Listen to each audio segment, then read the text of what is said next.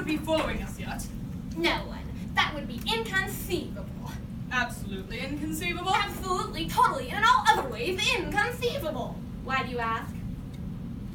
No reason. I just happened to look behind us and something is there. A man in black. Probably just a local fisherman.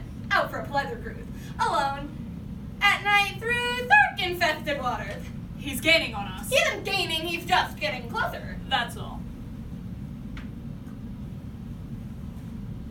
The Princess Bride by William Goldman. Here, having just crossed the channel separating the two countries of Florida and Gilder, we find 4 persons. Vizzini, the incomparable Sicilian, who boasts the greatest mind since minds were invented.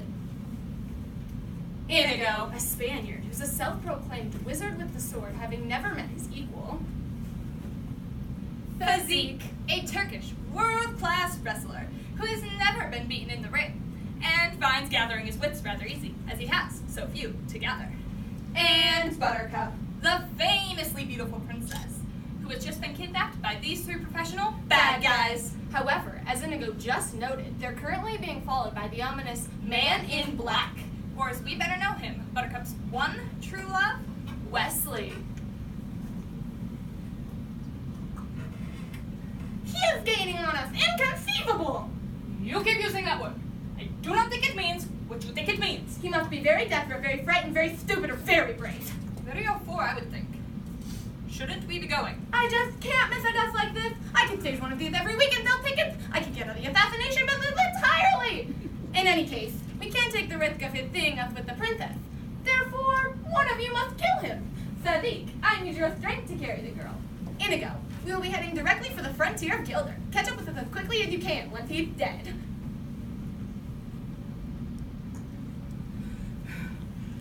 Hello there. You should probably know I'm only waiting around to kill you. It does put a damper on our relationship. Best get to it then. You seem a decent fellow. I hate to kill you. You seem a decent fellow. I hate to die. But one of us must.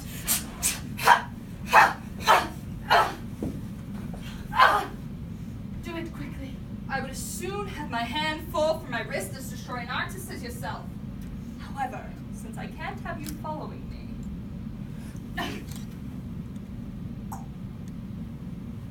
He has beaten Inigo! Inconceivable! Untie your feet and catch up with us as quickly as you can once he's dead. Instructions? Finish him! Finish him your way! Yes, my way. Thank you, Vizzini. Which way is my way? You're always saying how you understand force, how force belongs to you. Use it! Hide behind there. And crush his head like an eggshell with this cannonball-sized stroke. I could do that. Doesn't seem very sportsmanlike, does it?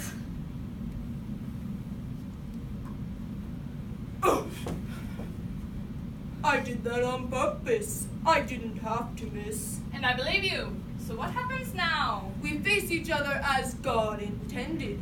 No tricks, no weapons. Skill against skill alone.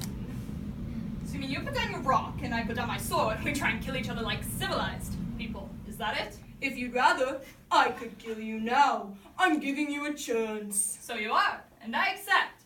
Though frankly, I do believe the odds are rather in your favor in a hand fight. I tell you what I tell everybody. I can't help being biggest and strongest. It's not my fault. And I'm not blaming you. Best get to it then. Why do you wear a mask? They're terribly comfortable. I do believe everyone will be wearing them in the future. You're very quick. And a good thing, too. Welcome. You have beaten my Turk. Now it is down to you, and it is down to me. So it would seem. If you wish her dead, by all means keep moving. My long knife does not leave her throat. We are at an impasse then. I fear so. I cannot compete with you physically, and you are no match for my brains.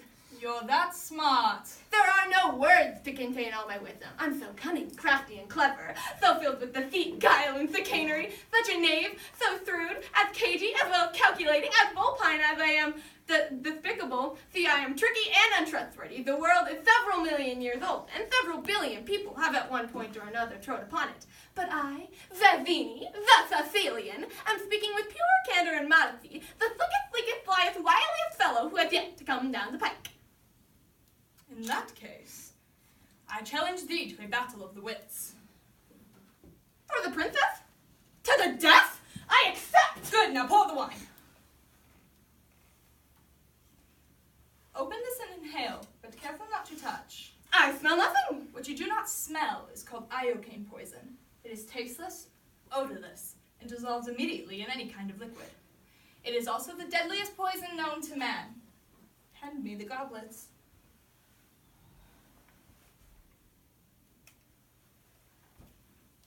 Your guess. Where's the poison? Guess? I don't guess. I think, I ponder, I deduce, then I decide. But I never guess. The battle of the wits has begun. It ends when you decide. And we both drink the wine to find out who's right and who's dead. It's all so simple. All I have to do is deduce, from what I know of you, the way your mind works. Are you the kind of man who would place the poison in his own cup, or in the cup of his enemy? Now, only a great fool would place the poison in his own cup, knowing that only another great fool would reach first for what he was given. I am clearly not a great fool, so I would clearly not reach for your wine. Is that your final choice? No, because you knew I was not a great fool, and would never fall for such a trick. You would count on it, so I can clearly not reach for mine either. Truly, you have a dizzying intellect. You have beaten my Turk, which means you are exceptionally strong, and exceptionally strong men are convinced they are too powerful to die. Too powerful? Even for iocane poison. So you can put the poison in your own cup, relying on your strength to save you. Therefore, I cannot reach for your wine.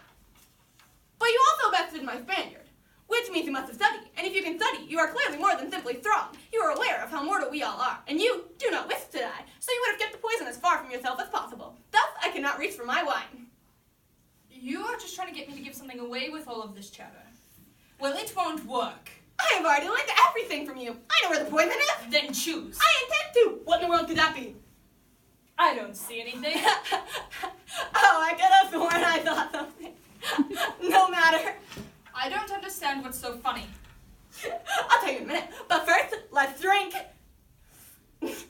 You chose wrong. You only think I chose wrong. That's what's so funny. I swing the glasses when your back was turned. You fool. You feel victim to one of the classic blunders. The most famous is never get involved in a land war in Asia, but only slightly lesser known, never going against a Sicilian when death is on the line.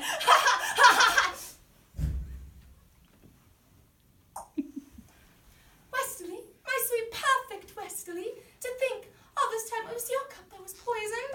They were both poisoned. I have spent the past 2 years building up an immunity to iocane poison. Then it appears to me as if we're doomed to be together forever until one of us dies. I've already died, and I haven't the slightest intention of ever doing it again. Don't we? Sort of. Sometime. Not if we promise to outlive each other. When I make that promise now. Oh, my Westerly, so do I. That's not to say that I think they had a happy ending. I'm not trying to be a downer, understand. I really do think that true love is the greatest thing in the world. Except for cough drops, that is. But I do have to say, for the umpty-umpty time, life isn't fair. It's only fairer than death, that's all.